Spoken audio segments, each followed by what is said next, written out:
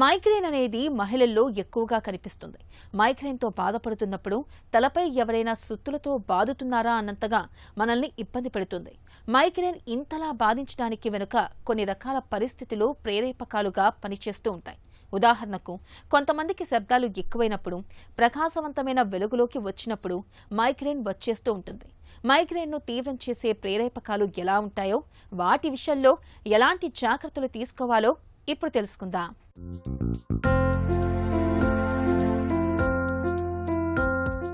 Migraine తలలో ఒకవైపు మాత్రమే వేధించే ఒక రకమైన తలనొప్పి.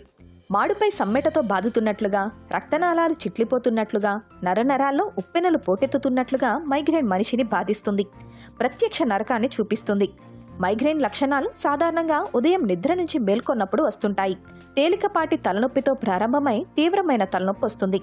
కొందరిలో వాంతి అవుతున్నట్లుగాను, మరికొందరిలో వాంతిలతో కూడిన తలనొప్పి ఉంటుంది. అధిక వెలుతురును, శబ్దాలను భరించలేరు. కళ్ల ముందు వెలుతురు చుక్కల్లాగా కూడా కనిపిస్తుంటుంది.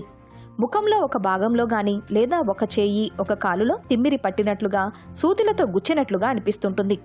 కళ్ళు తిరగడం, బలహీనత, మాట్లాడడానికి కాస్త ఇబ్బంది పడుతుంటారు. ఈ లక్షణాలతో పాటు తలలో నరాలు చిట్లిపోతున్నాయా, తలపై సుత్తితో బాదుతున్నారా అన్నంతగా నొప్పి ఉంటుంది. మహిళల్లో నెలసరికి ముందు, నెలసరి రోజుల్లో మైగ్రేన్ బాధలు అధికంగా ఉంటాయి. ఈ తీవ్రమైన నొప్పిని తట్టుకోలేక చాలామంది ఆత్మహత్య ఆలోచనల్ని సైతం చేస్తుంటారు. నిజానికి మైగ్రేన్ ఎందుకు వస్తుందో తెలియదు. అయితే కొన్ని రకాల ప్రేరేపకాలు మైగ్రేన్ను తెచ్చిపెడుతుంటాయి.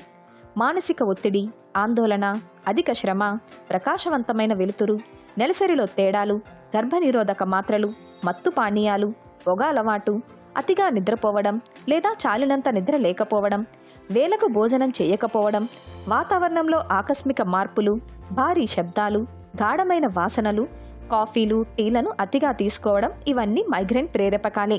వీటిలో దేనివల్ల తలనొప్పి వస్తుందో గుర్తించి వాటికి దూరంగా ఉంటే మైగ్రేన్ ముప్పును చాలా వరకు నివారించుకోవచ్చు.